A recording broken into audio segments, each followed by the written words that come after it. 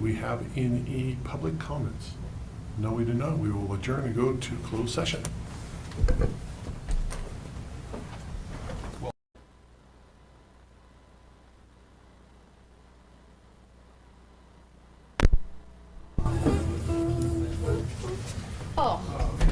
Louise, Brian's gonna bring it right now. It's in your refrigerator. Your time. But we'll bring it now.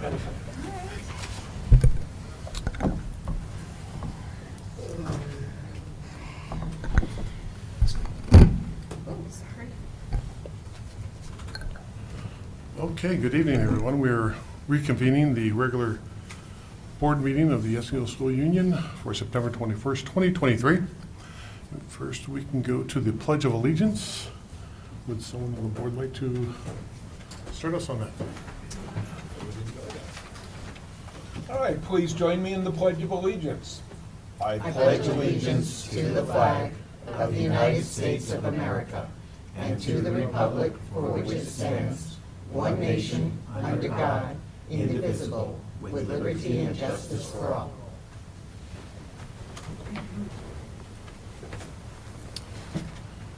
All righty. So we'll do a actual roll call this evening because we do have Mr. Mark is not here tonight. So Zesty. Here, present. Doug? Present. Joan? Present. And I am present.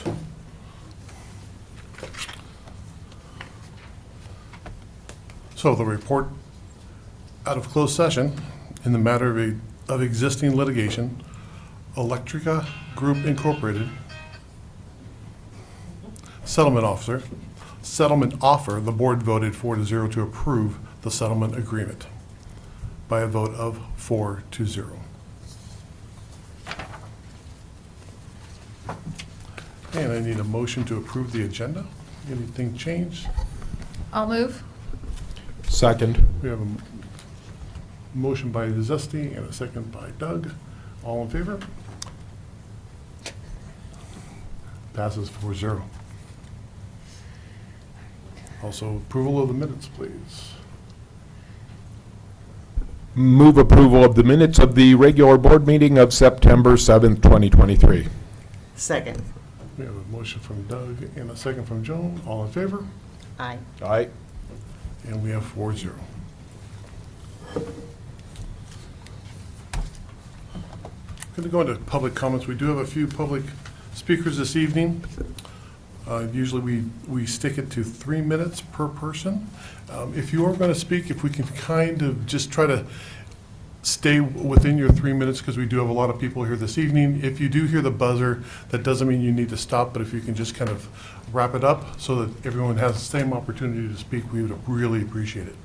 So the first one to speak is going to be Ann White, and then on deck will be Emily Carella. So Ann?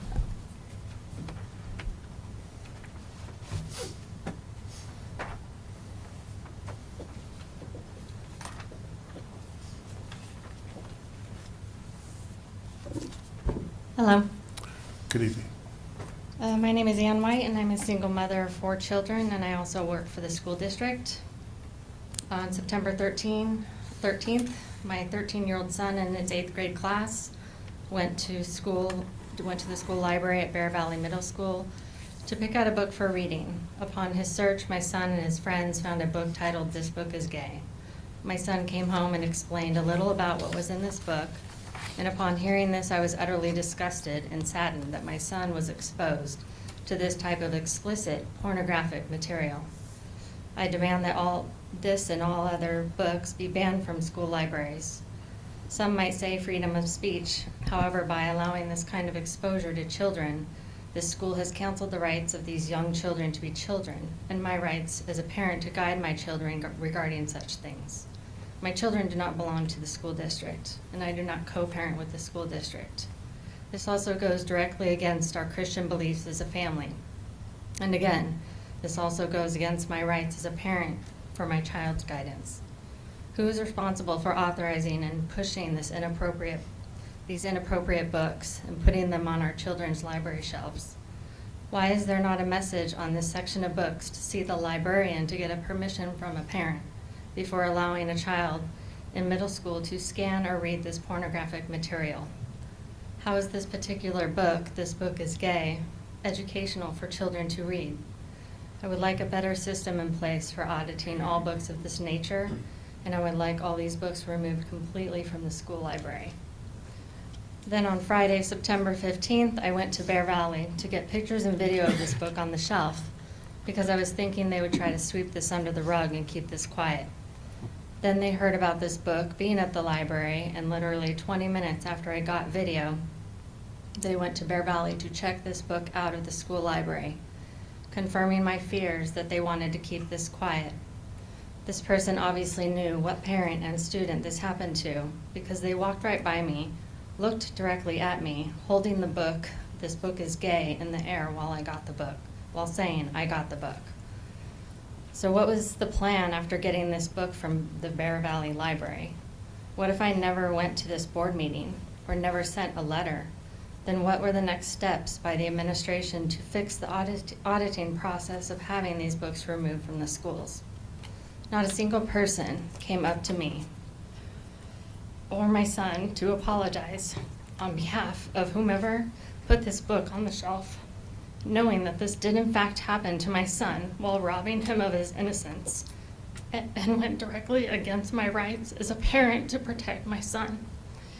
I find it ironic that the USD website says, if you see something, then say something, and they tell students to do the same, yet when parents and teachers see something and want to say something, the USD wants to silence us.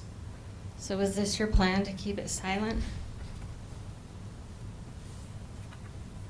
Thank you very much. Dr. Ibarra, could you please comment before we move any further? Thank you. Yeah, I want to assure everyone that the board is fully apprised of the issue at hand, and we are taking this extremely serious, and we've got processes in place to make sure that if there's anything explicit in our libraries, we know about it, and we're going to make sure that material like that is not out there. So please want to assure everyone that we are taking this extremely seriously, and we have we're going through a process right now to make sure that doesn't happen again. And on behalf of the board, we are not sweeping this under the rug. Not at all. Not at all. Thank you, Mr. Paulson. Emily Carnella.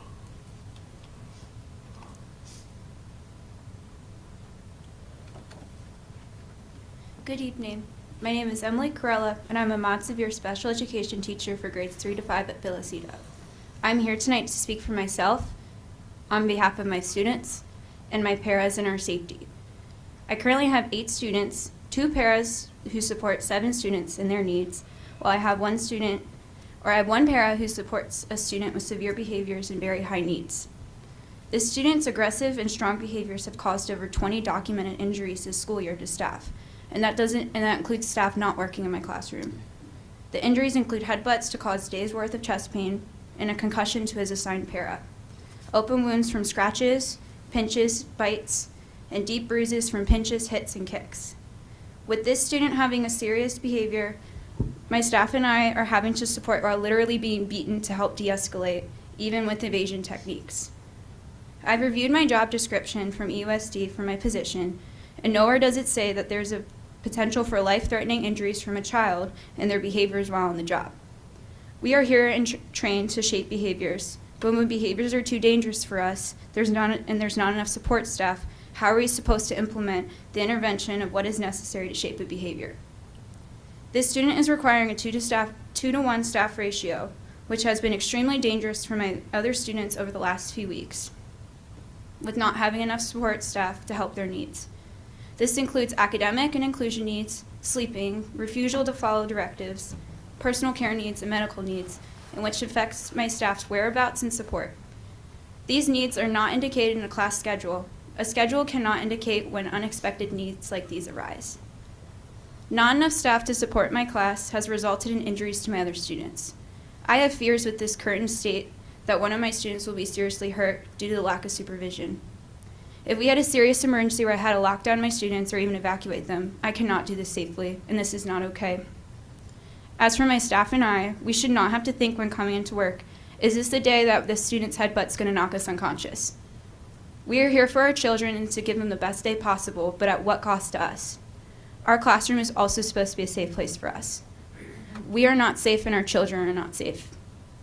We cannot legally provide 2 adults to 1 student and not give our class an additional adult to keep everyone safe. Please provide my class another support staff for an all-day position as soon as possible to keep my students and all my staff safe. Thank you.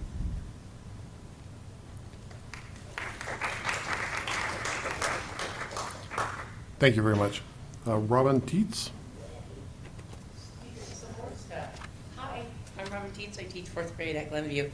Best year ever. Gotta let you know, I'm grateful every morning that I wake up that this is my job. However, in my 4th grade class, there are 3 students who received SAI services who have IEPs. We have at Glenview 1 3 to 5 SAI teacher who has a caseload of 21 right now, I believe she said. We have no para. My students get pulled out, but they have no push-in hours. And I don't know about you, 2 things of that bother me a lot. One is my students deserve to have that assistance. They're amazing humans and they could be so much better if they were given, well, not so much better because they're amazing, but they could do better were they able to receive the services they're entitled to. Additionally, not sure, but pretty sure, not complying with an IEP is, what do you call that? Illegal. So that's gotta be terrifying to you. And I understand that we can't create humans out of nowhere to hire. I know that there aren't people out there to hire. What can we possibly do to make it to incentivize people to want these aid positions? I don't know. I don't see their paychecks. They're none of my business. But a couple of them at my school have said it's not much above minimum wage. I don't know if that's true, but oh my God, with the work these people have to do, if that is, that's reprehensible. And my kids not getting the help they need, that's immoral. That's untenable. I can't tell you how much that incenses me as a teacher that the people in my class can't get what they need to be the best students they could ever be. And we got to fix that. I'm sure you know that. But thank you for letting me tell you. Thank you very much.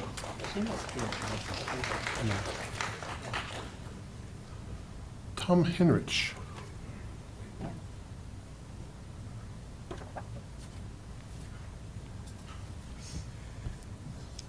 I'm here to speak on the injunction associated with the teachers' lawsuit. Let me give you a little background on myself. I am Tom Hendricks. I was born here in Escondido in 1934. My mother was the kindergarten teacher in the Escondido schools in the early 20s. My Aunt Cecil Miracle taught 30 years at Central School, and my Aunt Lillian Hendricks taught many years at Orange Glen. I have a nephew, Jim Hendricks, who was a 38-year teacher in middle school here in Escondido, very highly thought of. And I have a niece, his sister, Sherry Hendricks Reed, who taught many years in Valley Center.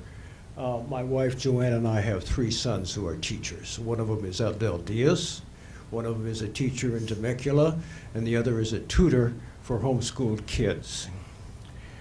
I attended Orange Glen Elementary when it was an independent district, and my mother was secretary of the school board for many years, and the board had no staff support, and the teachers had no staff support. They did everything on their own. And I can assure you that all of these people were very much involved with the parents of the students in all matters.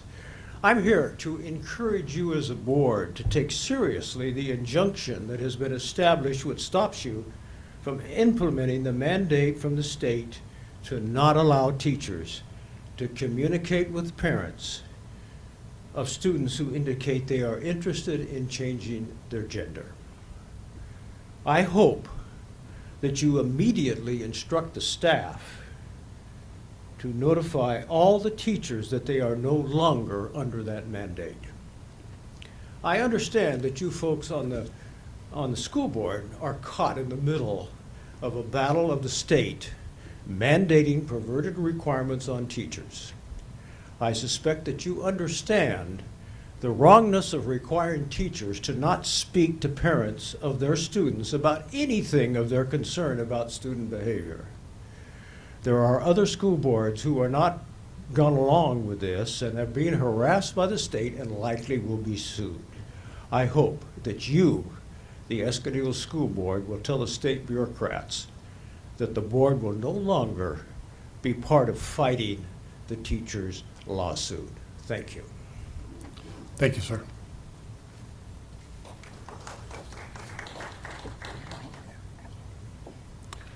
Liz Shulock.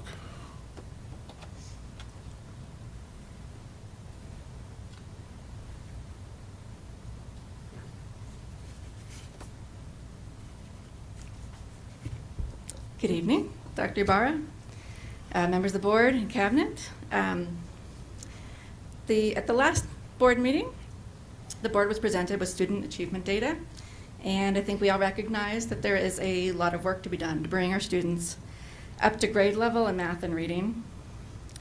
The district identified obstacles to achievement, and they outlined plans to find solutions to these challenges. This is what we're doing to address student performance in our district.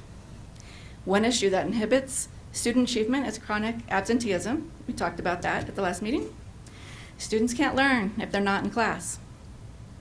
The district has a pupil re-engagement team at each school and is working on reducing chronic absenteeism. This is what we need to be doing. Public schools serve children from different backgrounds with different beliefs and must provide a learning environment that treats all students with dignity. Students have the right to learn in a safe and supportive learning environment. And we know that such environments lower chronic absenteeism and improve student performance. At a board meeting in June, Frank, you expressed concern that only 45% of our 8th graders feel safe at school. We need to do better. And we do that by listening to experts, by listening to the people who are working directly with our students, and by adopting policies to create a sense of safety and well-being in our schools. And we do it within the framework of California Education Code. We may not agree with the state ed code, but that fight should be at the state level and not in our schools. Contrary to misleading statements circulating online, schools are not encouraging students to change their gender. Using a different name or pronouns when a student requests it is not going to irreversibly change their student's gender or provide them with access to medical care without parental permission. And most importantly, it does not prevent parents from talking to their kids. But it can make students feel welcome and supported, and that leads to better academic outcomes. This issue has been intentionally blown out of proportion for political purposes and in a distraction from the important work this district is doing to recover from the effects of the pandemic. Anti-trans rhetoric is dehumanizing. It doesn't just hurt transgender students. It promotes the bullying of kids based on their actual or perceived gender identity, or simply kids who do not conform to gender stereotypes.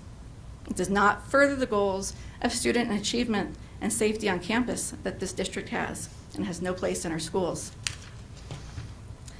At a board meeting shortly after you rejoined our board, Zesty, you commented that you appreciate that our school board is not political. And as I watch activist school boards, like the one in Temecula, wasting time and taxpayer money on a political agenda, I have to say I agree with you, Zesty. This board has consistently shown a commitment to our students and academic achievement. As a parent of student in our district schools, as a taxpayer, as a homeowner who doesn't want to see my property values drop, I appreciate that this board is focused on education and not culture wars. Let's make sure our students are safe and supported on campus so they can learn. Because as we saw at the last meeting, there's a lot of work to do. Thank you. Thank you very much. Juan Vargas.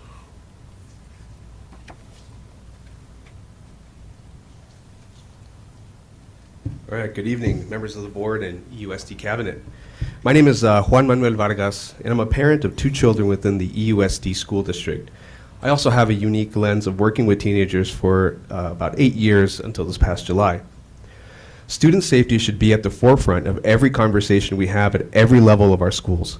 Creating an environment that is fruitful for our children to learn should be on that same level. As our children grow and become more self-aware, their identities begin to form and take shape into the people they decide to be. I'm beginning to actually see that within my own kiddos. Although many parents have great relationships with kids, it is nothing new that youth may have difficulty expressing themselves, their feelings, to the people they love the most. This is why our youth may confide in educators, staff members, and people that spend the most days with personal information that they may not be ready to share with others because they are still figuring things out for themselves. This is why laws such as California AB 1266, which has very specific guidelines that support both the rights of educators and students, and district policies such as the one being contested, are so important for the safety of our kids. Creating a culture of possibly being outed by the very people our students confide in is dangerous, irresponsible, and downright damaging to children who don't even know themselves yet. With so much on our plates of people who work in education, why would we want to add more? Working in education myself, I cannot see how outing a student would be relevant to helping a student. I already deal with, we already as a community, as a village, already deal with things like students contemplating suicide, self-harm, drug use, and other issues that need intervention and prevention. Identifying yourself as LGBTQ+ does not constitute similar interventions. We are at risk of losing students to suicide, to experiencing homelessness, before they could figure out who they are. These laws and policies are not about keeping secrets or lying to parents. It's about keeping our kids alive.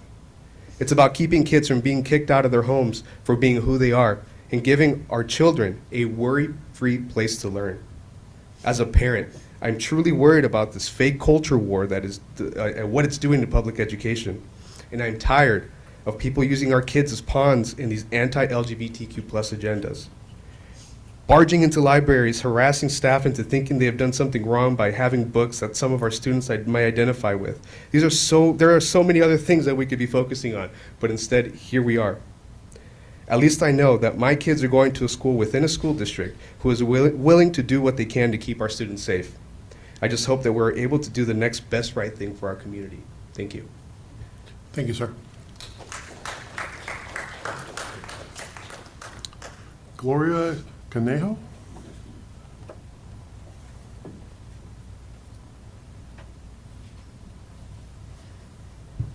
Good evening, board. Hi, my name is Gloria Conejo. My pronouns are she, her, hers, they. I was born at Palomar Hospital. This is indigenous land. This is my home. I went through all these public schools. My relatives, nieces, and nephews will go through these schools, and it's personally very triggering for me to even be able to walk on a school campus or anything public education related because I was a bullied young queer student. I also lost my first language, which is Spanish. You might not even believe it, because of this school system. So it's very triggering for me to be here, not just as a queer person, but as a brown person and as a person that had moved here with my family who were migrant farm workers in Palma Valley. I worked with you, Mr. Paulson, for many years. You were one of my teachers. I worked with you, Dr. Ibarra. We got vaccines to students who didn't have access to vaccines. It was a big thing in North County and for our Latinx community not feeling safe during the pandemic and having access to resources. So I know you all care about students. I know you want to keep our students safe. So I find it very disheartening that I'm not spending time with my family right now, my niece, and watching the 49ers game, which I should be doing, but I came here because I'm telling you now, you do not want to pick this fight. You do not want to pick this fight in my town. You do not want to put queer brown students in danger on our watch. I was notified earlier that just the other day, a trans student was brutalized in your district. Tuesday. On your watch. And they didn't report it because their family's undocumented. You could try to erase us from being visible in these books. You can try to silence us by breaking our students, our semillas, but you will never break our hopes, our dreams, and our spirits. What books will be next? I'm wondering. Will my Chicano heritage that I hardly even learned about be erased in your district? That's what I'm concerned about, and that is why I'm here today. Thank you. I hope you take my words into account. Thank you very much. And Justin Domala? Is that- Domicilio. Thank you. It's okay. It's Filipino. Nobody gets it right. Hi, everyone. I hear a lot of talk about culture wars and book bannings, and I don't hear anyone talking about the consequences of this conversation, right? This is politically convenient for some people and really inconvenient for others. I went to Orange Glen 11 years ago, and 11 years ago, I brought a bottle to school of pills because I was going to take my life, because this was shortly after my classmate Austin took theirs, because they happen to love and walk through the world a little bit differently, and I did too.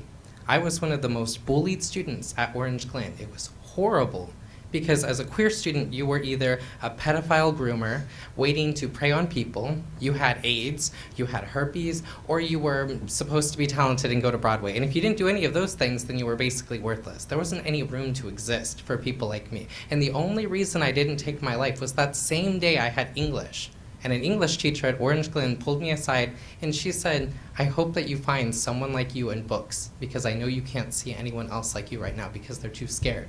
And that's exactly what I did. I went in and I found a YA book that had no sexual content, mind you. It was just two kids that were bullied just like me that found kinship.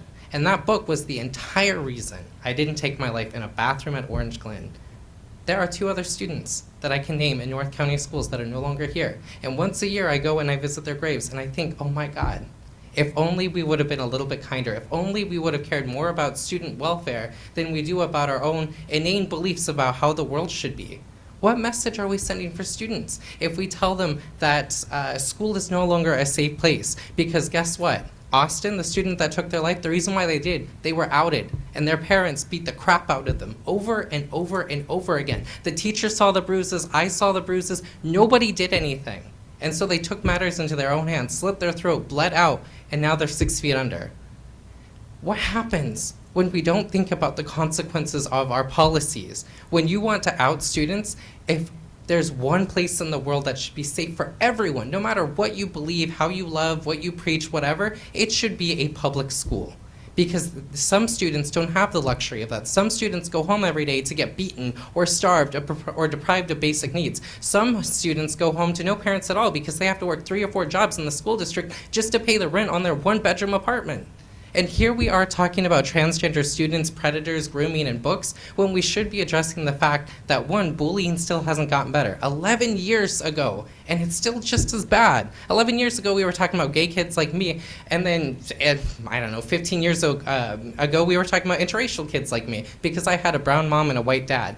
When is it going to end? When are we going to start prioritizing student learning outcomes? When are we going to prioritize making sure that every student gets to and from school safely without violence from within the home or outside of the home, from their peers or from their teachers? If there is one adult that should be safe beyond reproach in a student's life, it should be 100% their teacher. And that cannot happen if they happen to love or view things a little bit differently, and then their parents find out and they beat that child to death. So each of you, when you make policy decisions, realize that you are shaping the course and safety of a student's life. And each one of my peers that ends up dead, that's on you. That's on you and your legislation, because it ripples out into their classrooms, into their communities, and it stays with them for life. We can and should do better, because our students deserve the absolute best. And if we want to protect children, then it starts by making sure that there is one place, without a shadow of a doubt, where they are safe from violence. And that cannot happen if you are forcibly outing them. This isn't hyperbole. This is history. This is history for Escondido. This is history for Vista. This is history for Fallbrook, when we lost a transgender student my senior year of high school because they were bullied into death. How much more are we going to do before we get a clue and realize this is not the way forward? We have bigger priorities, and our students deserve to feel safe. Thank you.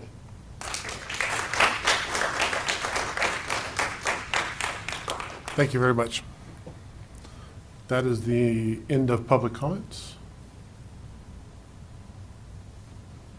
Moving on to E2. All of our monitors went out. Monitors are out. So maybe a couple-minute break? Yes, let's take a 5-minute break. Let's come back in 5 minutes, and we'll continue at 7:40.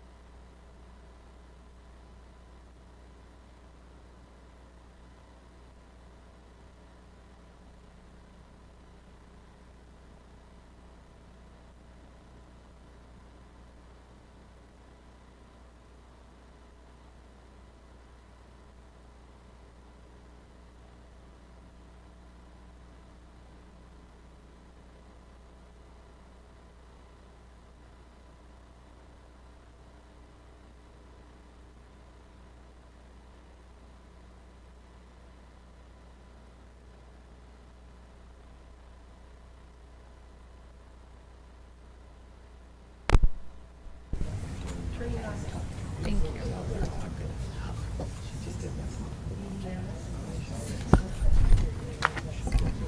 Mics are turned back on. Mics are back on? Mics are back on? Yes. Yes. Oh, this is the public hearing.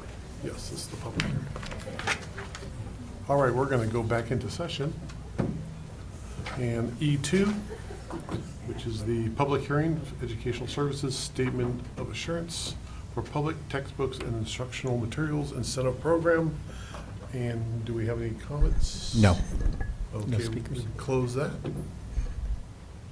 Next is the report from the California School Employees Association, Chapter 150. I believe Andrea Sema will be doing that report. Nope. Oh, no, sorry. That's AAA. That's AAA. Rick Beebe is here. Yeah, Rick's here.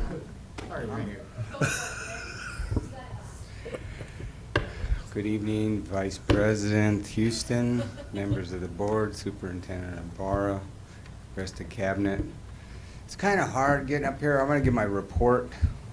So our e-board had our bi-monthly breakfast with cabinet, so we're covering a lot of good topics. But I know that the board covers just policy and dollars, and out of respect for cabinet and your trust in them to operate the district on a daily basis, things I won't say need to be addressed to them. So I'm going to cut my report short. Is that we're slowly gearing up for negotiations, and starting hopefully January or March, you'll probably see a sun shining.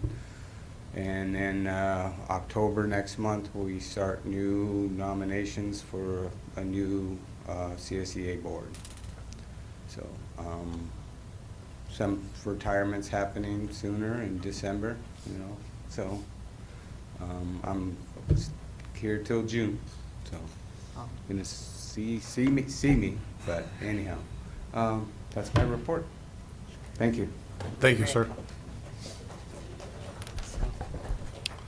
And AAA, Andrea. Now it's your turn. Would hate to cut the line, right? All right, so I'm Andrea Sema, math intervention teacher at Conway. Thank you, board and cabinet, and Dr. Ibarra for allowing me a moment to speak. And I also want to thank Miss Brandy Krebs for giving me her time tonight. We want to keep it as very much positive, because guess what? There's a lot of positive things happening. And I am speaking on my own experience as a teacher on an elementary campus. And thank you for doing what is needed for our elementary students to be protected. This is an elementary district. We do need to make sure we're giving our children guidance and support and safety. I want to thank you, Dr. Ibarra, specifically for your leadership in sailing this ship into calmer waters. We are feeling a little bit of rough seas right now, but I know that we can rely upon you to keep us going where we need to be going. And I want to say that I personally appreciate you and your messages. I want to say thank you to Rick Oser, sorry if I said that wrong, for his guidance and Danny Hampshire's guidance today. We were allowed as math intervention teachers to meet as an articulation team. And I have to tell my personal experience on that, because I am the only one on my site that actually does this, so there really isn't anyone to communicate with except my administrative team. And I really appreciated that time today to meet with all of the math intervention TOSA teachers, and we got to speak about our successes and our struggles. So I want to say thank you, and we get to meet another 3 more times. It's not enough, but we will go with that for right now, so thank you. I also want to thank Danny for a wonderful leadership. She was awesome, and she's very much a very approachable person. And so I know this is all new, and we're building this ship as we move forward. But as a board, I would like you to know that our students are happy because they're able to do things that they can do. And I was going to try not to cry, but I'm going to give you my story as a math learner. I was told Andrea needs to learn her 6, 7s, 8s, and 9s. And so the summer of my 3rd grade year, I had to sit with flashcards. I still didn't learn them because I'm not someone who can memorize. I have to feel passionate about something before I can learn it. I didn't learn math very well until college, where I became a special educator, where I learned how children who struggle with skills can learn differently. And now I'm a math educator. I actually went to Rincon as a math educator, and I would love to go back to being just a math educator, because guess what? Math can be fun when you actually know how to do it. So my children are coming to me and they're happy. So thank you. And I actually heard from all the math teachers today that yes, they love the bridges. It's fun because they can do it. Another thing I want to say is I'm happy to report that I actually can make math fun for kids. That they may not learn to love it like I do, but that it can be fun and they can learn to do things that are hard for them, even though some people think it's easy, like I do now. I didn't back then. So I love it when they look at me and smile and say, "This was fun. Are we going to come back tomorrow?" Thank you also. I think that USD is on the right path to support elementary sites with behaviors. We do have behaviors on every site. And yes, when they're little, it's normal. We know that. And we need to give them the guidance and the structure and the support. However, when we don't have enough staff members to keep them safe from hurting themselves and others, that's where it comes into play as a problem. So I do want to say thank you for training and supporting with the hiring of more behavior intervention techs. I heard we have some more coming on board. Yes, that is the start. And I know that we are always saying we need more people, we need more bodies. And yes, we do. So keep them coming. Whenever a teacher reports to me that they still don't have the paras to meet the needs of their needs in their special classes, it's not a contractual thing, but I do tell them to keep reaching out, because guess what? When they're not getting their needs met, they're not learning. And they are our most fragile population. So if we are to make our motto of meeting the potential of all of our students, we need the people to help us get there. So don't stop looking for those people. We don't want unsafe environments for anyone, and least of all for our littles. Our elementary schools are all littles. We're not a high school district, so I want to remind you, we are all elementary, and we all deserve to be safe, especially our elementary schools, the TK, preschool, through 5th grade, 6th grade campuses. So thank you for hearing our staff members, because they're going to keep coming. That's how we get things done. You need to hear them. We hear them. We encourage them to speak to you. And there's always room for improvement, right? Even if we learn one skill, there's a new skill to be learning. So we do need to do better, and we all need to be participating in this. But safety is a big concern, and as we've all heard tonight, we all deserve to be safe. So thank you for keeping all in mind as you deliberate and make decisions for all of us, because it's not just the students, it's not just the paras, it's not just the teachers, it's the parents as well. We all need to be safe, and we want our children to feel safe. So you have big decisions to make. Keep us all in mind. Thank you.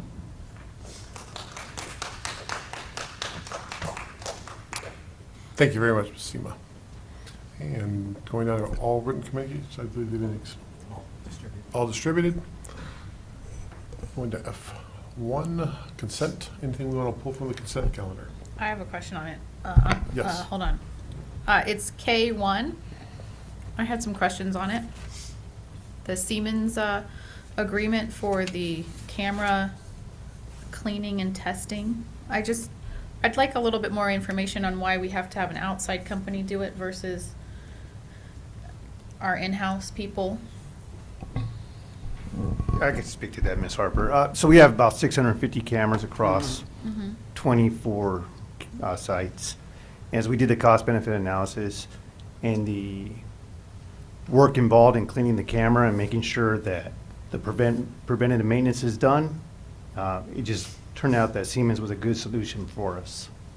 Because we just don't have the manpower to do it, or it would cost us more to do it ourselves? There would be opportunity costs if we had our own custodians doing that work. It's something that they're not doing. Something else they wouldn't do. Yeah. 650 cameras, that's a lot of cameras. Yeah, $46 a camera. To clean it? Once a year? And would our custodians need additional training on the inspection and knowing, Not you know? inspect, they couldn't, I wouldn't assume they could inspect it, but. Well, but that's what this contract is about, is inspection and cleaning. As well as that, yes, sir. Yeah. So that's something, I mean, that's something our custodians wouldn't normally know how to do, right? It seems specialized. Thank you. No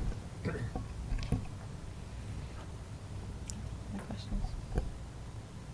Anything else? I need a motion. Move approval of the consent agenda as presented. Second. I have a motion and a second. All in favor, say aye. Aye. Passes. Same thing. All right. Moving on to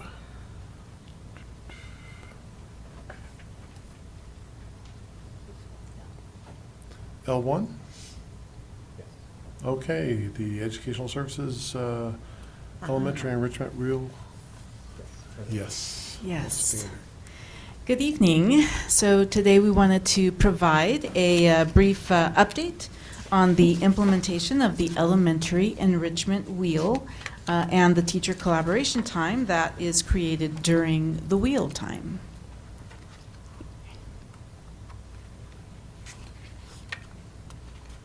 What am I doing wrong?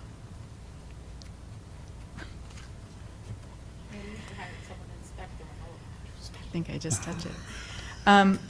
Yes, so with your support, this initiative was developed with the intent to have a positive impact on both students and teachers.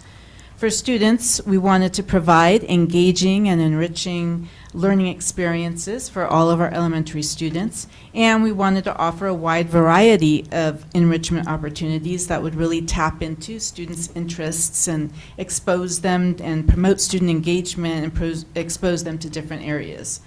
For classroom teachers, we recognize the complexity of their work as they are planning instruction that meets the wide range of needs within a classroom. And we also know that that work is very time intensive.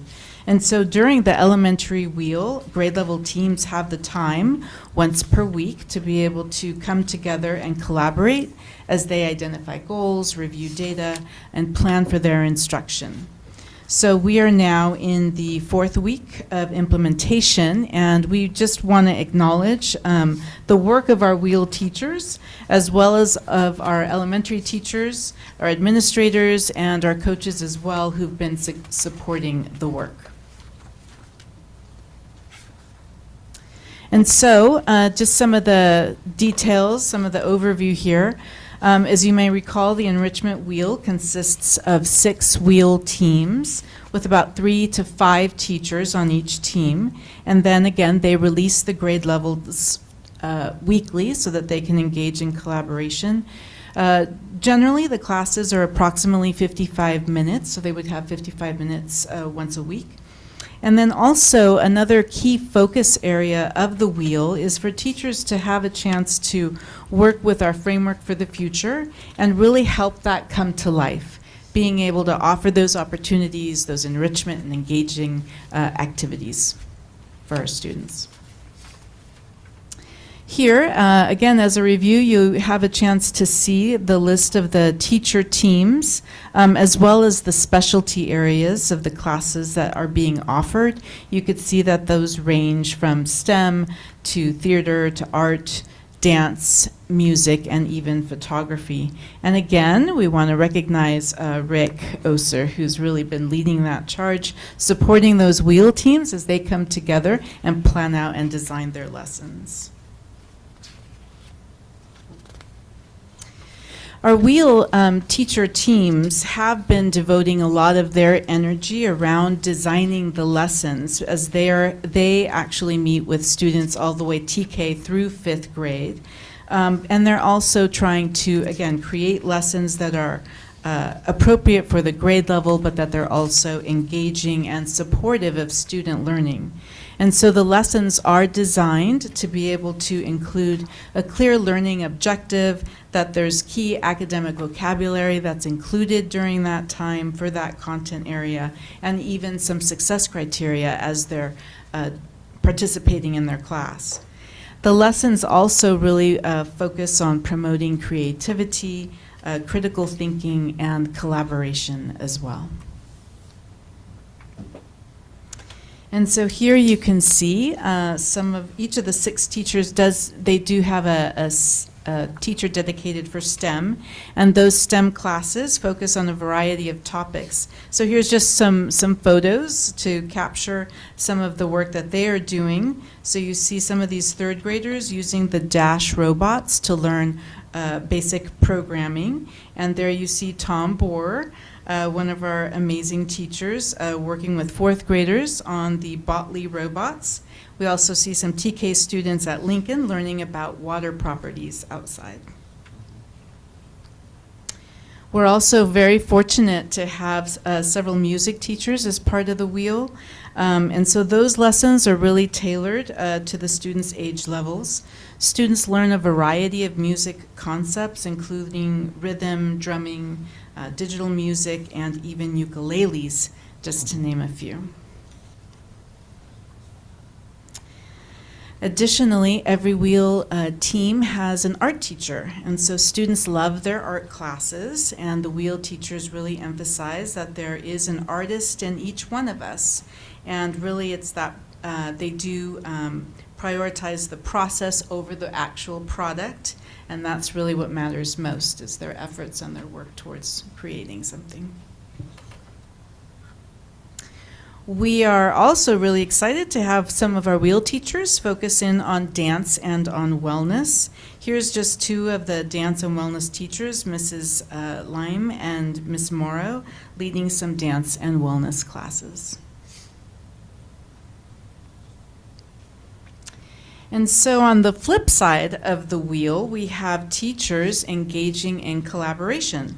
And so here you see some of our teacher teams from FAR and from Lincoln, and we have our principals be part of that work, really just trying to guide those conversations with our teacher teams, where they're able to have the time to review their student data, to speak, to talk and collaborate together around instructional planning, really focusing in on how to support the needs of their students in class. And so also during this time, we're fortunate to have our content area coaches working with teams as well. And so they're able to provide some specific supports and resources to teams. As a principal sees there's a need, they're able to reach out and have a coach come in and provide specific support for them. And so as in all things, we really are committed to identifying some desirable outcomes and goals. And we'll be looking at that as we move through the school year. So what you see here are some specifics around wanting to see an increase in the number of students who are reaching that stretch growth that we shared about at our last meeting. We will be using our iReady assessment to be able to monitor that. We're also going to be taking a look at CASP and expecting and seeing some impact there as well as teacher teams come together to really focus in on Tier 1 and Tier 2 instruction. And then also, again, to measure that, we're looking at the student kind of response to the wheel also. So we're wanting to be able to get a sense of the impact that the wheel has had on them. And that data there, we'd be looking, of course, we can look at school connectedness with our CHICK survey. And those are just some that we're mentioning, but we're really thinking about reaching out to our students and finding out from them what they feel about the time. So far, we've had very positive input and positive responses. So we're excited to see this move forward. Any questions? I just want to make a statement. I spoke with one of the teachers that is part of the wheel, and she said that she is just having an absolute fantastic time But what is even more important is that when she walks into the classroom, the kids basically scream going, yay, we get to do this today. So there's a lot of enthusiasm and love for what we're doing. So I think this is, we're in a good forward motion. So I wanted to say thank you for the work you did, and thank you to all those teachers that are out there doing that, because it looks like we're getting a really good positive impact on this. So, but thank you. Yes, thank you. Yeah, I'm excited to go see it in action. I want to give them a couple more weeks before I start watching, but I'm really excited, and I know the kids have got to be so thrilled to do all these activities, and that the teachers have time to collaborate.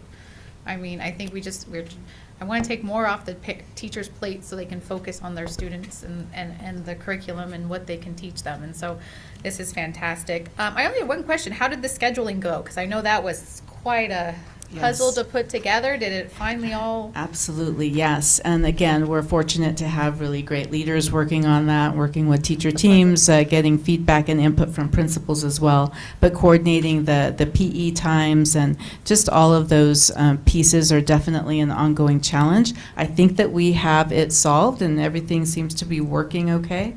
And we'll just continue to monitor it. Yeah. Oh, well, thank you.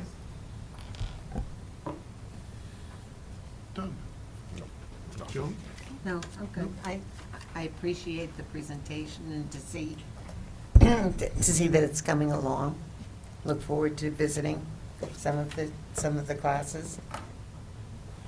I do have to share, I did yesterday, I popped into Oak Hill, and shout out to the Oak Hill Kinder team.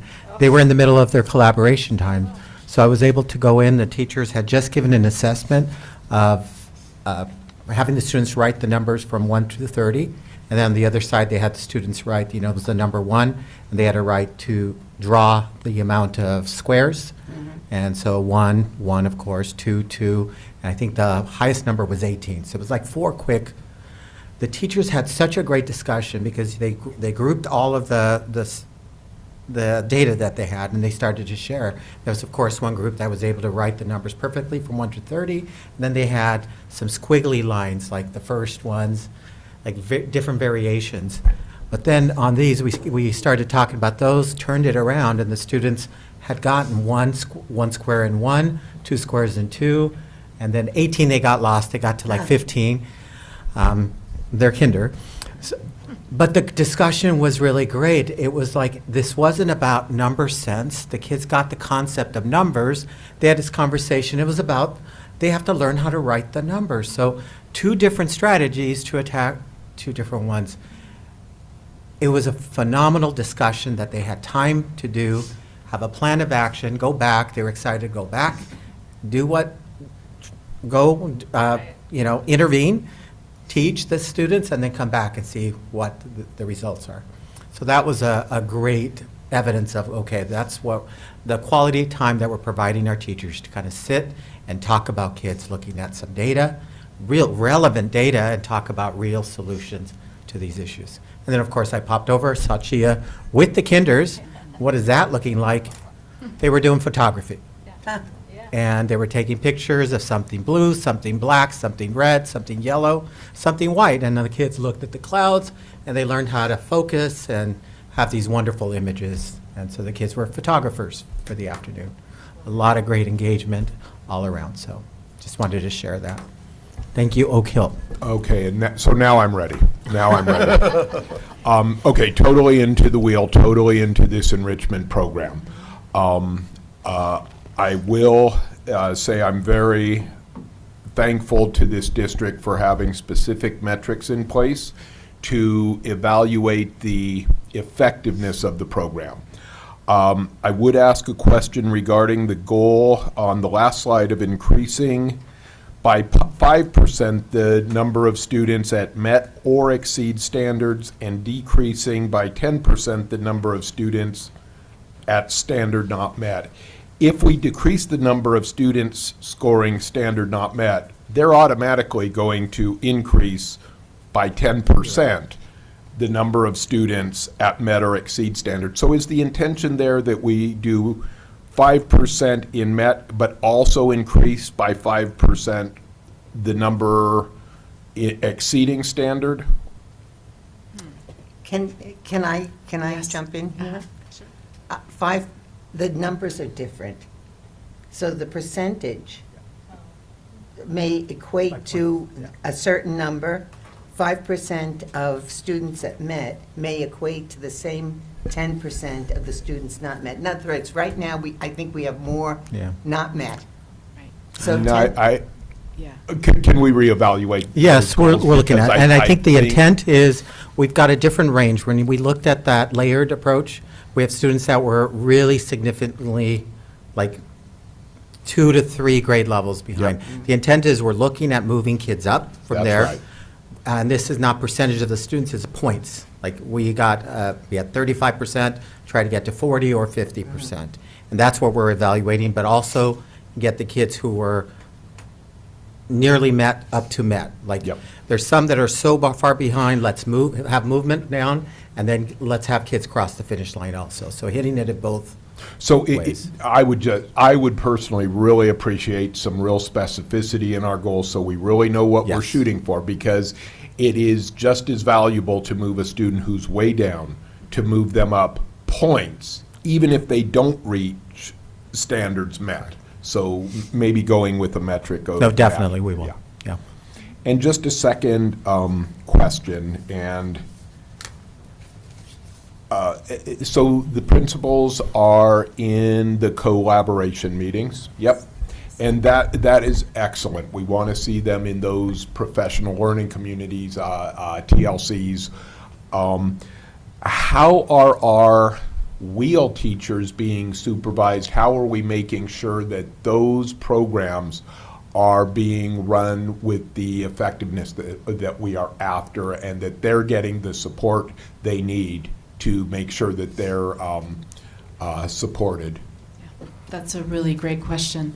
And so they were actually in the building today. So on the Thursdays, they're able to come together as a team to collaborate and take a look at lessons, take a look at, as they're planning and designing their lessons, we're, as a team, they're like all the STEM teachers will be together and really looking at how things went and making modifications. In addition, as we go out and about and observe classes, I was able to observe North Broadway today. So when I'm there, even though the principal is with the collaboration team, I'm able to go out and also be observing the instruction that's happening in the wheel, as well as our directors as they go out. So we're trying to kind of take a look at that and make sure that we're focusing on quality also when the instruction's occurring in wheel. Okay, thank you. Yep, thank you.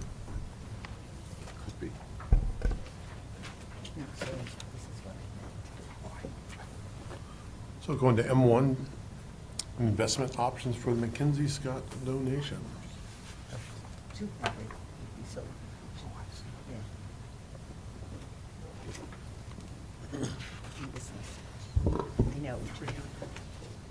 Good evening, Board President Mr. Houston, for this evening, Board and Cabinet, and everybody watching at home and here in the audience. So tonight, a long story behind this of the McKinsey Scott donation. So how did we get to where I'm standing here today? As we've talked about a few other times, just to remind everybody, and some of this might be new to some folks, but in late August of 2022, we were contacted and a Zoom meeting was scheduled with an agency. It was somewhat secretive, and Dr. Ibarra, Dr. Filia, and myself met with them, and we discussed some of the things about our district. One of the things we noticed in that meeting was that these folks we met with already knew a lot of the things going on, and we were just confirming for them. And we talked a lot about the different programs and services we're providing in our community.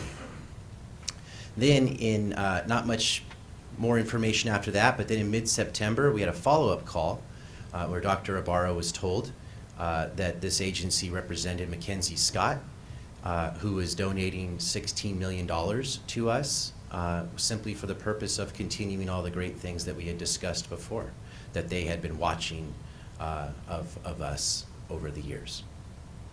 They asked for our wire transfer information to give us that $16 million. In October of 2022, then, we actually received the funds and they were put into our county treasury account. At that point, we started to discuss what would we do with this donation that came to us out of the blue. Well, first, ideas came about like, well, could we invest it and earn more money on it, maybe do something with that interest? And we discovered that, in fact, legally, we were not able to without a board policy, an investment board policy. So we brought an investment board policy before this board, and in April of 23, earlier this year, the board adopted board policy 3430. And that allows us to make an investment, and it also dictates some of the rules that we must follow in order to do that. And then we went to work with our financial advisor, and Victor here is from Piper Sandler. I'll bring him up in a few minutes to discuss a strategy option here with the board and be open to questions, and so we can all understand what we're talking about here. And so first, though, as far as that board policy, within that, and what we gave to Piper Sandler is to determine what the best options for us were. It's kind of the ground rules. And so work within our board policy, and much of this here is going to be referenced from the board policy. But of course, we want to maximize the annual income from the interest proceeds, and any investment we make, we want to be able to make as much as we can. In the Treasury, at the end of the year, so far we've made $300,000 in interest from the Treasury. And that's going to just put a pin in that number. You'll see a comparison later about what's also possible in a different investment. In the board policy, mitigating market risk really comes in the form of dictating the type of investments we can make and the kind of ratings those investments must have. Truly, it becomes really government treasuries and things of that nature, or really limited to. So we can't go out and make risky investments. We can't buy Bitcoin. Then also in the board policy, the maximum time from investment to maturity will be 5 years. And then at the end of that term, close to the end of that, we would come back before the board to discuss is there what the options are next and what's the best course of action. Much things in the marketplace can change in those 5 years, and so we wouldn't want to invest past that and not have the opportunity to make an adjustment based on current market conditions. And then also we want to make sure we have the option to withdraw all of our investment early if needed. So if there's some sort of a financial crisis in the state, something that we can't keep the lights on, of course we're going to want to be able to pull that money back and not just have it locked away. And so that's also part of the parameters that we gave to Piper Sandler when they developed the investment strategy. And so now I'm going to bring up Victor, coming from Piper Sandler, who's going to go over the next few slides of some investment options that we have and talk about what that looks like.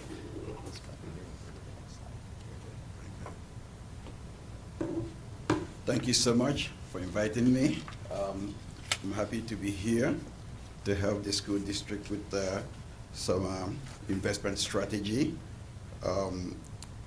Andrew told us what he wanted to do, so we tried to build a strategy that takes into consideration the state investment code, which we must adhere to, and your investment policy, which we followed, to make sure that we give you a representation that not only protects the principle of the investments, that makes sure that we are very prudent in some of the ideas that we present to you, and hopefully make sure that there are no risks that you are taking that will affect or impact this investment in the long run. We do know that in the marketplace right now, interest rate is crazy. Rates are very, very high in the very short end, but very flat once you go out beyond 2 years.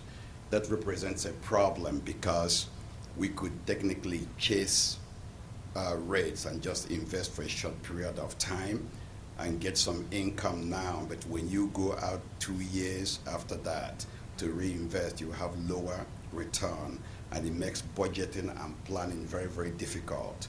So we have to make a decision to figure out what's the average we can go to give you a longer run rate so that you can count on a certain amount of money over a 5-year period of time without taking the risk that you can invest for only a short period of time and then next year you have less money. So this depicts what happens to interest rate. This is the benchmark we use to figure out where we should invest between 1 day to 5 years. And we're looking at where is the best position to be in the marketplace. So we put together a proposal where we said we're going to go out to 5 years. We're gonna try to figure out what will give us a guaranteed set of income every year for the next 5 years without impacting the principal. The principal will never be touched, but you can count on a specific amount of interest income during that period of time. There is no changes in rate. There will not be any kind of up and down swing. There will be consistency in the amount of money that will come in every period of time. So by our, okay. So by our analysis, this is what it will look like. If we were to invest your $60 million today, we are saying that you will get an average of $665,000 every year for the next 5 years. No changes. The interest income, the coupon is the same. We are going to invest in strictly U.S. government guaranteed bonds. So you do not take any kind of credit risk. You do not take any kind of market risk. You do not take any kind of floating rate interest rate risk. So this is what you're going to get every single month, every single year until the final maturity in 5 years. In between that period of time, if at any time you choose that you don't want to keep it for 5 years, you have the right to say, we don't want to continue with the investment, and then if we get instructions, it will be sold, and the principal and whatever accrued interest that's already accumulated will be returned to you.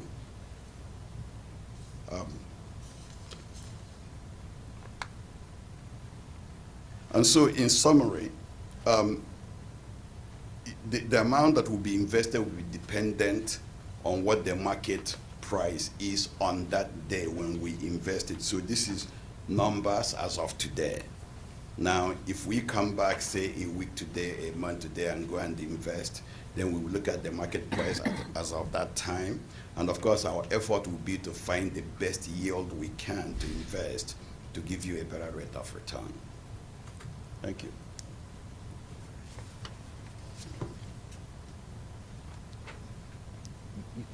bring you back up for questions. Okay. So to summarize some of that and take us forward, and of course, as always, ask questions if you have them now, and we're also obviously going to have a discussion at the end, as always. I enjoy those conversations. So we saw the yield curve and kind of we're looking at what's the best option here as far as what would give us the most consistent return within our parameters, within our board policy.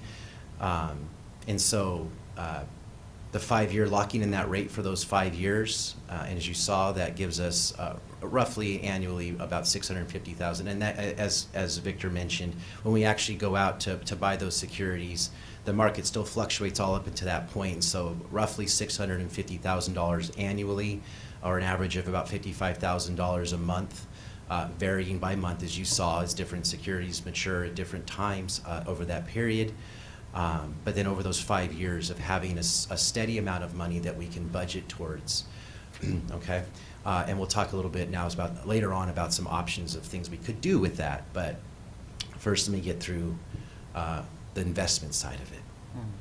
Also, we would be seeking a bank partner for safekeeping of our securities, and so Piper Sandler would go out to the market to purchase the securities, but then we would deposit those or keep those within a different bank. So we'd have a third party separate from Piper Sandler that would then protect those securities for the length of time that we hold them. If we needed to do something or reinvest them later, or pull them out early, then that money would be pulled, or those securities would be pulled out of safekeeping back to Piper Sandler. But that way, the board would have to take action in order to do that. And so once they're invested, Piper Sandler's out, this other bank, and I say bank partner, I didn't put a name of a bank because we're still shopping around for what the best rate of cost of doing that service for us, right? And that'll be a determining factor as well as the service, right? We want to make sure it's obviously a reputable bank and at the lowest cost of service to do that. And then, and I italicized it down at the bottom because this is somewhat separate from even this investment that Victor had talked about. We'd also be seeking a bank to take, once the safekeeping, once that cash flow comes in, that monthly cash flow, it goes into another bank. And that bank, we would be able, what we would put it there for into a money market account that would earn more interest, that would still be very liquid. We could use it immediately. But also the way that our cash flows work as a district, and they're quite healthy, that we would be able to invest in whatever we're going to do, and we don't necessarily have to pull that cash into our treasury account to pay those bills until closer to the end of the year when we close the books. And so that means that money, that cash, could sit in an interest-bearing account like a money market, or some portion of it, even if we don't think we're going to need some portion of those annual or monthly revenues for 8 months, let's say, we could buy an 8 month long like CD short-term investment and even more money on the proceeds from the interest. And so essentially I'm saying we don't have a lot of opportunity to do this with our normal revenues. This is only available to non-standard revenues like this donation, right? And so if we have an opportunity to make money with it and really extend that donation and earn even more money with it, then we want to be able to take every opportunity to do so. And that's what that bottom section there is about. And of course, we would be shopping around for a bank that would give us the best return, best interest rate on a money market account, for instance, or best interest rates on short-term investments, and also the lowest cost for service of that. Dr. Ibarra is going to speak a little bit about some of the potential uses of these proceeds on an annual basis. So basically what we've done is, as we worked with Piper Sandler is treat the funds like an endowment and have and really not touch the principal and utilize this with a stable funding source in a period of 5 years. So now we can plan and decide, okay, what can we do with that? And so remember when we started first, we need to know what we're going to do and then provide some options for the board. And that's at the point. Now that we have if the board is liking that strategy, we could go through possibility, what can we do with that with $650,000? Well, we've got the 5 big moves from our framework for the future. For example, the school redesign. We're going to have 4 to 5 schools every year going through this redesign process. And once they, like another Conway, Quantum Academy, perhaps we can put together, and of course the board's going to weigh in on this, perhaps it's a redesign package. When a school reaches a level of achievement, then there's a branding package, if you will, where it would purchase a new marquee, new signage, or things like that. Or maybe there will be other things that are needed for that specialty school, one-time costs to get that school up and running. Another big move that we're looking at implementing is the learning model implementation, perhaps some professional development or things like that. There's also like ongoing costs that may be, school rebrand, there's an ongoing cost. We could possibly tap into this fund to provide that. I know the wheel was part of it, right? If we're looking at, okay, how do we have ongoing wheel time? Perhaps this could be one way to utilize this. Community partnership, looking at authentic learning experiences. Perhaps the board is wanting a wood shop at every middle school. So we could utilize that for a culinary arts lab at every school. Perhaps now we have a funding source that we could do that. I put these in your head so that we can now at the next, our upcoming study board workshop, which is coming in October 26th, this could be part of our discussions. Let's start narrowing down some possible options. We can bring some cost items, but now we have a target budget and match those up with some needs, some wants, or some interests that we can kind of now fund. I mean, we don't get this opportunity very often. This creates a legacy. Why 5 years? It's really an opportunity that things may be different, needs may be different. Perhaps the world will be different in 5 years. The board may want to start tapping into some of the principle. And then we could structure what would it look like with Piper Sandler if we every year interest plus $1 million. So we could structure it any way we want. It's just, what do we need right now? This would give us a little bit of seed money to be able to do some really incredible things for our kids. So basically, I'm understanding we're going to be laddering our investments?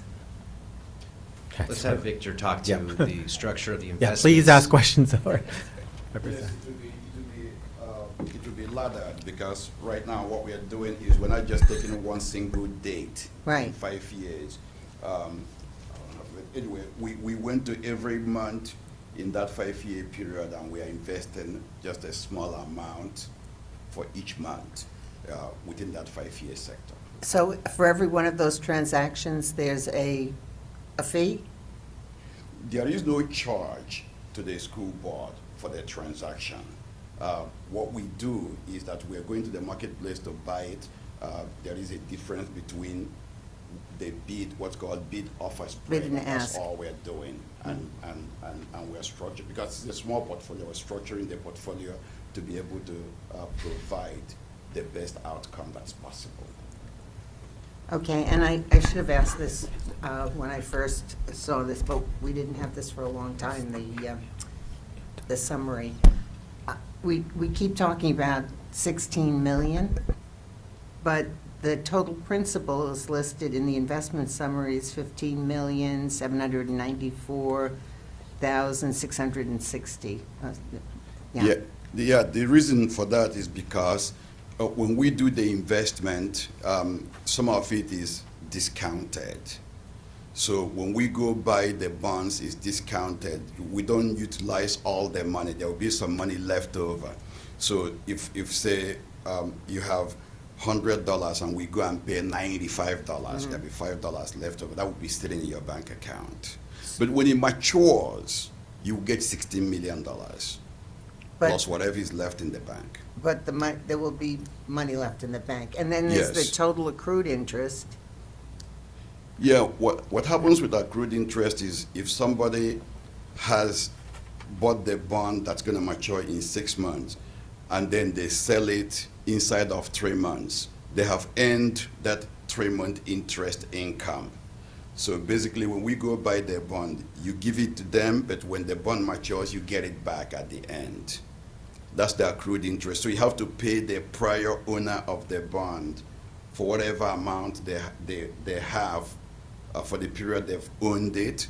I don't know whether that makes sense. So a better explanation would be you're buying it from the marketplace, but it has been out there, owned by somebody or owned by some entity. But it's offered in the market and you buy it, but they've earned that interest. Up until the date Up that you until buy the it. date you buy it. Yeah, I can So understand you that. give them their money back. But then when it comes time for your bond to mature or your interest payment date, you get all of that back. That's what that accrued interest is. So I don't know if I'm jumping ahead, but then it says also in the information that we were provided that we've already earned, just sitting in the bank from the time that we received the 16 million, we've already earned $330,000. So That will be what we would have earned at the end of the 12 months, or before, if we make this investment, let's say in October, Yeah. but to that point, it would be about 330, yes. and that will sit in the bank then to go towards, That could be startup seed money for any of this. Some of the money, if this transaction happens where there's 100,000 left in the bank plus the 300 we've earned, yeah, that could be something that funds some of the planning that goes into what we're doing. You know, because that's we're the- not going to get that 600 and whatever thousand, whatever it turns out to be. We're not going to get that at the outset. That's Yeah, over the course of the over first the course 12 of the months, that's year, over yeah. a year. Yes, right. So we'd have some cash that we could invest in something even up front. And that money, like I said, I think before too, that we're putting that into a separate fund in our funding system so that anything related to the Mackenzie Scott donation will be in this fund. And so there'll be full transparency of all transactions in and out. Any expenses that we use would be tied to specific funding codes. So we'd be able to provide a report to anyone, the board especially, of what we're doing with that money, what we got, and what we used it for. I'm just a little, I just have a memory of the money we were promised with the the art center and that, the tax sharing. Oh, right. And that was supposed to build us, I think The they said redevelopment, 10 new right. schools, yeah. And basically, it just ended up back in our general fund, and I know we're not gonna do that. And I'm really grateful for that attitude, that this will be used to enhance our students' That's right. education. That's And the right. district, yeah. That's right. On the slide here, I just, in further conversation, obviously, but our recommendation is to invest the full 16 million, or whatever it ends up being at the time of the transaction, very close to 16 million, for the full 5 years, and then budget those proceeds towards supporting the things that Dr. Ibarra talked about, or whatever we come up with in October. The 5-year investment, I put a question there because that's according to our board policy, the max of 5 years. If we wanted to go longer, we would have to update our board policy. But really, I think we recommend the 5 years still, because that way we can adjust to market conditions down the road before, investing for 20 years. Now if things get way better, we want to be able to reinvest that. Correct. All of the principal keeps some out, like Dr. Ibarra said, that we could invest all 16 million and get that much interest, or we can invest some amount less and leave some behind and do something with it more immediately if we wanted to do something bigger that costs $2 million, for instance, only invest 14. Again, I still would recommend investing all 16 to maximize that interest there. And then again, this is just a discussion today. There's no action items today, because I wanted to give everybody an opportunity to ask the questions and fully soak this in and understand what we're doing here. I mean, it is a complex thing. We bring in our financial advisor to help us to explain it. And again, if you have any other questions as well, even tonight, or if you have questions over the next couple of weeks before we get to the next board meeting, then we'll be able to bring those in. And then in October, on October 12th, that's when we would bring items for action if the board would like to take action at that time. And of course, over the course of the next couple of weeks, or even discussions tonight, if there's any different direction than our recommendation, then we would bring that back as the action item, or we would adjust that action for October 12th. And then also, as a reminder again, October 26th would be the board workshop about the framework for the future and that big moves and some of the new things that we could do that this would help us to do. But I just have a question on the order. I mean, shouldn't we have the board workshop first? So we know what we're going to have a plan for the money before we vote on investing it? Like how to structure it? Well, if the intent is that we're only going to use the interest earned. But we don't. Rather than the principal, if we've made that decision, then. But if we don't know what our options are and what direction we want to go in, how can we make that vote? If we don't know if we want to do the whole 16 million or not, I don't know.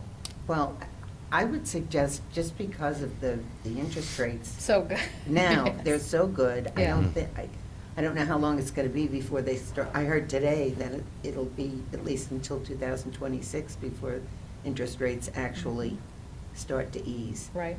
But that's still, 5 years, I think we can still, I remember when interest rates were 10% for a Oh CD, and how quickly that changed. Right. So, and how everybody wished they had invested longer. Right, right. And we project, Yeah. I saw the same news reports and charts this morning myself, that they project the interest rates will stay at this level Right. until 2026. But yeah, anything could happen. Anything could happen. But also to your point, I mean, if the consensus of the board is really to wait until we have the board workshop before we make a decision, it's just, we would invest later and we would start, accruing interest later, and that would be fine. Hold the Absolutely, pressure. if that's the direction you want to go in. I don't want to create urgency for you to make a decision, and that's why I didn't want to bring an action No, item it shouldn't be tonight. urgent. So there's still time to think about it and consider. I mean, at that October 26th workshop, even if we say, oh, here's a direction we want to go down, there's still going to be significant planning. Yes. Very significant planning to make sure that that money is used very wisely. It seems to me like the sooner we invest, the better. And, we're going to have that money as an ongoing income stream, to plan out those big moves. And it seems to me like those really big moves are probably years down the line, rather than months down the line. I mean, the planning, yeah, Right. we're No, doing you're that absolutely now. So I personally feel very comfortable just moving forward with this as soon as possible to lock in the rates that we know we have right now. Because the only reason to hold is if we're going to dip into the principal. Because then we would have Victor's structure. We Differently. need interest plus interest plus principal, and we would need to talk about what that would look like. But if we decided to do that, a year from now, we'd still be able to do that. Is that correct? Well, if we're gonna be spending a year of planning, let's say, and that money is earning interest, that's gonna go in the bank, as we talked about earlier, even reinvested and earning even more money on that. So by the time we actually want to take an action after this planning time, we would have, upwards of $1 million or more already accrued from a year and a half of interest that's being earned. I also want to point out too that we do our planning once we have determined what we expect to get as revenue for the following year. So once the governor makes his January proposal and then the May revision, during that time, we start working on what our adopted budget could look like for the following year and all the accompanying plans, LCAP and everything else. So knowing what our revenue is really helps in the planning, so that we don't plan that, we're going to go do this big thing and then find out that we only can afford half of the big thing and really not even doing the big thing, half of it doesn't make sense. So knowing what our actual revenue is going to be really will help strengthen our decision-making when it comes to those planning. That's just my advocacy from the CBO's chair. And again, no action tonight, just really Thank you for that. direction, and I expect that I might get questions, not just tonight, but like I said, over the next couple of weeks, and we'll adjust the action items, and also have a discussion around those items at the next board meeting as well. Just trying to be very careful. This is a board Yes. action. Remember, this is committed A lot funds. of money. And Yes. partly, next board meeting as well, if we do choose to make those investments, another item would come up, would be to decommit the funds. Because remember, we had asked the board committed those funds, meaning that only the board can touch those funds. And that's our intention through the life of this investment, is that only the board will be the final decision on what we do with those funds, when we invest them, how we invest them. So I look forward to working with you on that. And I believe with that, as a board, we all we're in the same boat in respects to not breaking it up in the beginning, but doing the full investment.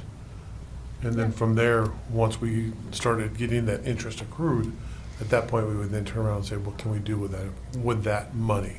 So I think having the meeting on the 26th is going to be kind of the planning stages. Right. What to do with it. Right, knowing that this is what our expectation of money's coming in and going from that point forward. And we don't have to spend every penny. Exactly. And Of I the think, Victor, interest you'll give us an accrued. updated investment dollars as far as what we can expect before the October 12th meeting, right? As the market continues to change, right? So we'll have updated numbers then too, Great. up or down, but in that range, I think we'll be very close to. Okay. Thank you, Victor. Anything Thank you, else? thank you. Okay. Thank All you. right, thank you. All right, N1. Yes, this is the LCAP federal addendum, and so this is a requirement. The plan outlines our categorical funding, shows that it is aligned with our LCAP plan, and so we're asking for approval. So we need a motion. Any questions? Well, let's get the motion first. Move to approve the 23-24 EUSD LCAP federal addendum. Do I have a second? I'll second. Any questions? I'll second. Discussion? All in favor? Aye. Aye. Aye, we have 4-0. N2, the action for reinstatement. All right, regarding educational services, case number 2122-07, move to reinstate student to a TREC program of the district's choice. And this will be by roll call. Do I have a motion? Second. That was Yeah, the, that that was was the the motion. Yes. I'm second. Second, okay, we have a motion from Doug, second from Joan. Zesty. Aye. Doug. Aye. Joan. Aye. And I vote nay. Passes 3-1. All right. Going down to P1, board members and board president reports. Zesty. I didn't think I would have a report, but I do, so hold on a second. Have show and tell. I attended the middle school MD event with, I think it was Bear Valley, that went to Palomar Hospital, put on by the Palomar Health Foundation, and I have my jar of blood slime I made, learning about the red blood cells and the platelets and the white blood cells, and it's very gross. Did you make it with actual blood? No. Oh, okay. That would be cool. Well, I bet I was going to ask if it was her blood. Well, then I'm not going to pass it down. But no, every student got a lab coat. Every student got to make one of those, but they had 5 or 6 stations set up. They had like tourniquets, so they had pool noodles with like chunks cut out of them, so you had to practice packing a wound and doing a tourniquet. They had splints, you had to splint each other up. They had it's helping immobilize someone that's hurt and trying to get them on a board, which was really hilarious, watching middle schoolers not want to touch each other to help them get on a board. It was great. They had CPR and talked about the, what are those called? The heart, Defibrillator. thank you. How to use those. That's useful, yeah. And then they had this, what was the other one? And the splint, and the CPR. I think that was it.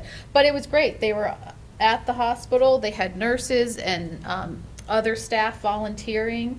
Because there was 160 kids, and it was Wow. really well run.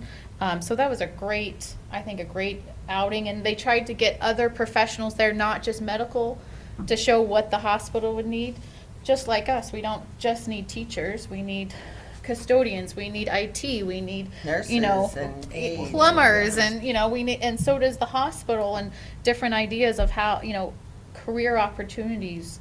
For, it's something they could think about. So it was a really great program. This was the second year they've done, and there was snacks. So Dr. Ibarra, you should go. It was it was great. So I would encourage everyone else to go. I also it was great because I got a chance. There was 2 paras there who were with their students, and it was great to observe them. They did a tremendous job with their students. In a new environment, lots of moving things and things to get distracted. They did a great job. So I talked to each of them, and I thanked them because that was a lot to take on, and they did a great job. So we love our paras, and we do want to keep them safe. So I know we're working on that, and they take on a lot. So, but it was great to see them in action. I also attended via Zoom the Personnel Commission meeting this week. Or last week, I don't remember anymore. I also attended the high school districts. I caught the end of the high school district, one of their board meetings. So I just wanted to say thank you to our cabinet for your thorough presentations and handouts. It is so important that we get that information out to the public and have clear presentations.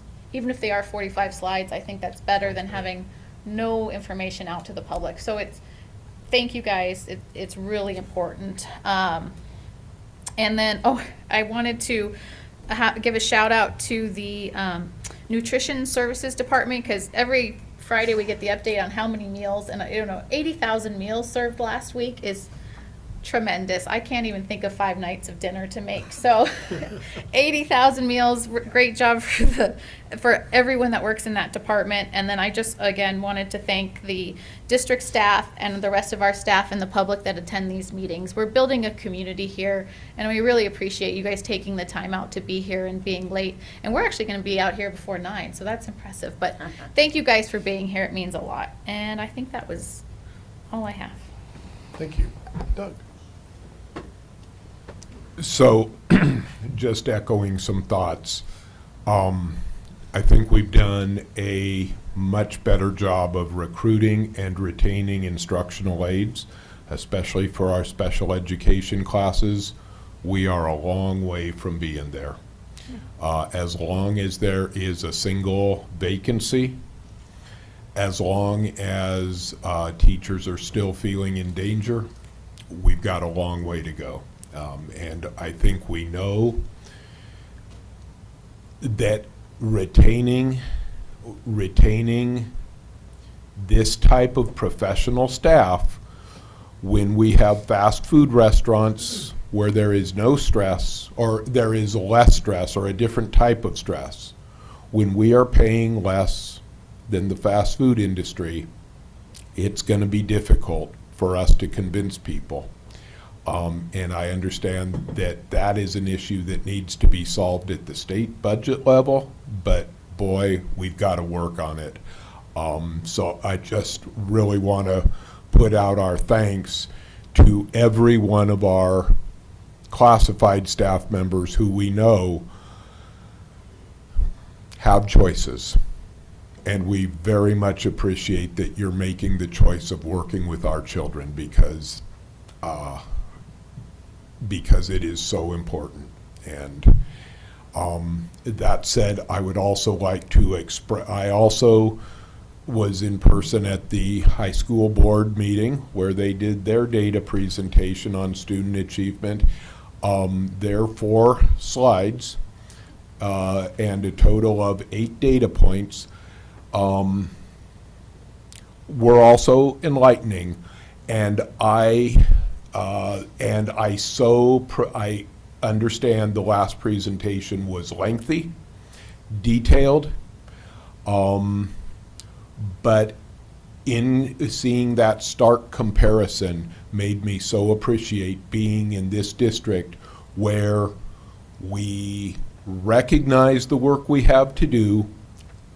We do not appear to be afraid of our data, but rather we are embracing where we're at and saying this isn't good enough. And there seems to be a real commitment to understanding where we are, having a goal of where we want to be, and figuring out, working together to figure out how to get from where we are now and understanding where we are now and how we're going to get to where we want to be. So I very much appreciate that. I would much rather have more data than I can digest than anything else. So thank you to Dr. Filia, but not just Dr. Filia, to everybody involved in the tremendous undertaking of gathering, disaggregating, understanding our data and what its implications are for our students, what it means to have so many students below grade level, below standards, and saying this has to get better, and here is a specific plan for how to get to where we want to be, or get closer to where we want to be. So thank you all. Joe. Okay. Before I begin my report, I have to make an admission, and I have to correct a vote that I took earlier and actually seconded, because it's so normal, you know, to just second a motion. And it was the minutes for September 6th, 7th. And because I usually am here, never occurred to me. I should never have, never mind, I should never have voted yes, but I never should have made the second besides. So I wanted to correct that, so we don't end up. And Frank, we probably should redo that vote. So I moved. Zesty, can you second? Yeah, we're going to have to redo Okay, that. good. Okay, Well, so good, I'll I'm glad se- I I'll- mentioned it then. Okay. How Otherwise, should we we'd do have it? to redo second. it next. So I'll meeting. second it. And then vote. All in favor. All in favor, 3-0. Yeah. 3-0. Well, now we have to do the whole meeting over again. Just kidding. Hey, it's early. When I- including the data presentation. Okay, so, thought I'd get that out of the way, first of all. I had the opportunity this week, finally, I've been trying, hasn't worked out, but I've been trying to get to visit the Glenview Gators. And I had a wonderful visit with Dr. Ibarra, but I will tell you, you wouldn't know that's one of our older campuses. It is so clean and neat and welcoming and wonderful staff. And so early in the year, going into a TK and a kindergarten classroom, the attention and things were calm and quiet, and they already knew their routines, the young ones, so it was excellent to see. Yes, I saw some, and we visited all the grades, but I always look for the youngest because that's where we lay the foundation and hope that that continues on. Yeah, and kudos to Mr. Lopez. Ah, there you go. I'm sorry I didn't make it to your classroom, but, oh, yes? Okay. My kids are engaged, so come on. And we're really proud of it. And that is all, that's not my turn to talk. That is all Mr. Angel, our custodian. I've never seen the busiest human on the planet. I wanted to say that, yes. I wanted to give compliments to the custodian because the campus is clean and beautiful. Yes. And also yesterday, we had our first design team meeting of the year where we talked about starting to implement, making the framework for the future a reality in our school district. And we've had 4 volunteer schools, actually volunteer administrators. So yes, so, and I will tell you, Mission, L.R. Green, North Broadway, Mission, L.R. Green, North Broadway, and what am I missing? Yes, Limitless Learning Academy, yeah, was on the first page. So I didn't want to leave anyone out, and I almost did. But I'm looking forward to it, just hoping that and knowing we will always keep in sight the purpose of our school district is to produce adults, to produce children who will be lifelong learners. They have to go on, obviously. They won't be adults when they leave our district. But it's really important, but also good people. And that was something Mr. Lopez talked about too, about how important it was to basically turn out students with empathy and caring about others. So that's part of being a good citizen as well. So it all meshes together, and I'm looking forward to seeing the implementation because obviously you need people willing to take the leap. So we'll see where that goes. And they'll report back to us. And that's my report. Thank you, Joan. And I have no report this evening, Dr. Barra. No, again, I just wanted to echo, I mean, all the site visits that I've been doing, I'm seeing that over and over again, just the hard work of all the teachers, getting the routine set up. It is so important to get those established, and kudos to all our teachers to have done that, because it truly is remarkable to see these TKers, from the first day, just suddenly being able to be independent learners. It's just amazing. So they're rock stars, everybody. So thank you to all our teachers, paraprofessionals, everyone who really had a hand in getting the groundwork set up. We're off to a great start. And then we are going through a little period of uncertainty, a little trial and tribulations. Just wanted again to tell the staff that thank you for keeping the focus on our kids, keeping them safe, keeping them loved, and we will continue to do that as well. So I want to thank the board for all of the, your support, and the accountability. I mean, it really starts with the board, kind of helping us set expectations, doing that monitoring, because it really helps us with clear, concise goals. We can better achieve them. So thank you to everyone. And we will get through this as well. So thanks to everyone. Thank you. Cabinet. Anything from the cabinet? No. You sure? You guys are always so quiet. You guys? Okay, more data. Okay, all righty. So announcement of our next meeting will be October 12th, 7 p.m. at the Escondido Union School District, Carolyn Gilbert Education Center. We will not be going to closed session, so this meeting is adjourned. Thank you. Oh, we don't have.